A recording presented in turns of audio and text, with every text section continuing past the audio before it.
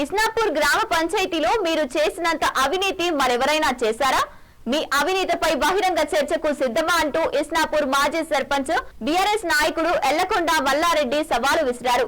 సోమవారం ఇస్నాపూర్ మున్సిపల్ కార్యాలయం ముందు విలేకరులతో ఆయన మాట్లాడుతూ ఇస్నాపూర్ పరిధి సర్వే నంబర్ 496లోని ప్రభుత్వ ప్లాట్లు అమ్ముకున్న చరిత్ర ఎవరిది అంటూ ఆయన ప్రశ్నించారు.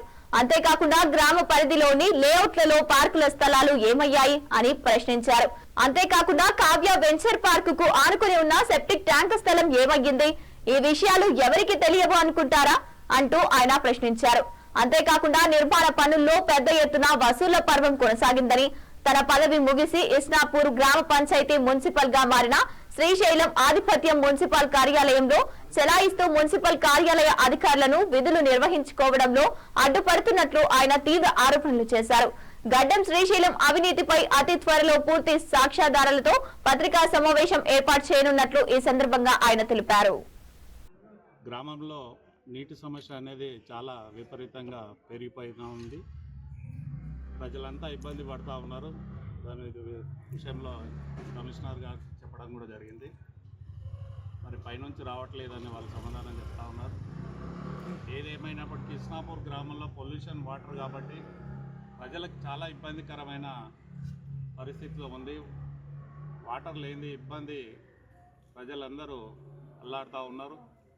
అదేవిధంగా గ్రామంలో వచ్చే రోడ్లు మొత్తం చిన్న చిన్న డబ్బాలు అవి పెట్టుకొని కూడా రోడ్డునంతా ఇబ్బంది పెట్టడం జరుగుతూ ఉంది.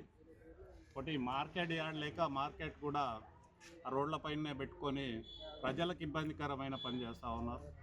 మరి అట్లాగే డంప్ యార్డ్ లేక డంప్ యార్డ్ వల్ల కూడా ఇబ్బంది ఇస్నాపూర్ మున్సిపాలిటీ ఇంకా పెరిగిపోయిన చెత్త దానివల్ల ఇబ్బంది అవుతుందని కూడా కమిషనర్ గారికి తెలియజేయడం జరిగింది. కలెక్టర్ దృష్టికి తీసుకెళ్తా మాట్లాడుతున్నట్టు వారు సమాధానం చెప్తా ఉన్నారు.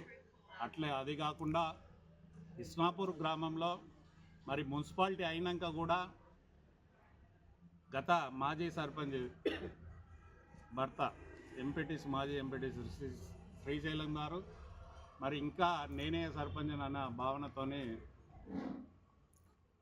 అందరిపైన హుకుం చెలాయిస్తూ డబ్బులు ఇంకా వసూలు చేసే విధంగా ప్రయత్నం చేస్తూ ఉన్నారు.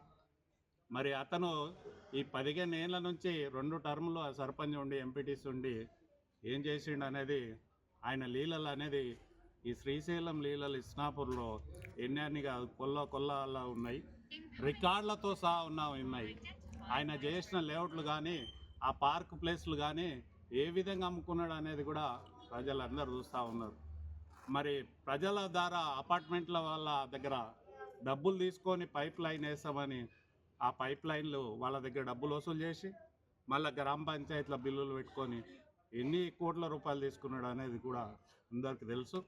గతంలో మరి ఈ వెంచర్ల పైన ఏ విధంగా సంతకాలు డబుల్ వెంచర్ చేసిండు అనేది కూడా అతను ఉంది. ఏదో ఒకతను డబ్బులు ఇవ్వకపోయేసరికి ఈరోజు మళ్ళీ నేనేదో శుద్ధ పూసను నాకేం తెలియదు ఎవడో చేసిండు అన్నట్టుగా మాట్లాడుతూ ఉన్నావు. మరి 15 ఏళ్ళ నుంచి నువ్వు రాజకీయంలో ఉన్నావు, సర్పంచ్గా చేసినావు, ఎంపీటీసీగా చేసినావు, మరి ఏం చేసినావు ఇన్ని రోజులు అనేది అర్థం చేసుకోవాలి. ఇలా నీకు డబ్బులు ఇవ్వకపోయేసరికి మరి గుళ్ళ పేరు చెప్పుకొని కూడా వసూలు చేసుకుంటా ఏం చేస్తున్నావు అనేది కూడా ప్రజలకు సమాధానం చెప్పాలి. అది పార్కు జాగా అనేది ఆరోపిస్తూ ఉన్నాడు. అది పార్కు జాగా అనేది కాదు, ఉండొచ్చు, దాని మీద సంతకం ఉందని చూపెట్టడంతో మరి వాళ్ళు పార్ట్నర్సు ఆ రోజు పార్కు కాదు ఇది పార్క్ వేరే దగ్గర అలాట్ చేసి ఇది ప్లాట్ కింద చేసుకున్నాం అనేది వాళ్ళు చెప్పడం జరుగుతూ ఉన్నది. పార్కు జాగా అనేది సెంట్రల్ మరి ఈయన వెంచర్లు చేసిన దాంట్లో ఎన్ని పార్కులు చేపించి ఎన్ని అమ్ముకున్నది కూడా బయట పెడితే బాగుంటుంది. ఎందుకంటే 15 ఏళ్ళు రాజకీయంలో సర్పంచ్ చేసినావు, ఎంపీటీ చేసినావు కదా, మరి 15 ఏళ్ళు చేసినవి అంతా బయట పెట్టు తెలుస్తుంది. నీ లేఅవుట్లక అమ్మిన ప్లాట్లు ఎన్ని, నువ్వు తీసుకున్నవి ఎన్ని అనేది కూడా బయట పెడితే మేము బయట పెట్టడానికి కూడా సిద్ధం ఉన్నాం. ఆ లేఅవుట్ కాపీలతో సహా మేము ముందుకు తీసుకొస్తా ఉన్నాం, మళ్ళీ తెస్తాం అని కూడా చెప్తా ఉన్నాం. మరి అట్లాగే గుట్టకు 496లో ప్లాట్లు ఎంతమందికి ఇచ్చినావు, ఎన్ని అమ్ముకున్నావు అనేది కూడా అందరికీ తెలుసు.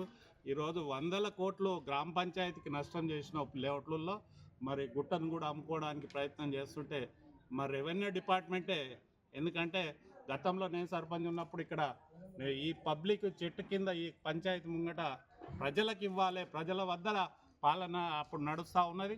ప్రజల ముందు అనౌన్స్మెంట్ చేసి మన విలేజ్లో ప్లాట్లు వీళ్ళకి వస్తాయని చెప్పడం జరిగింది.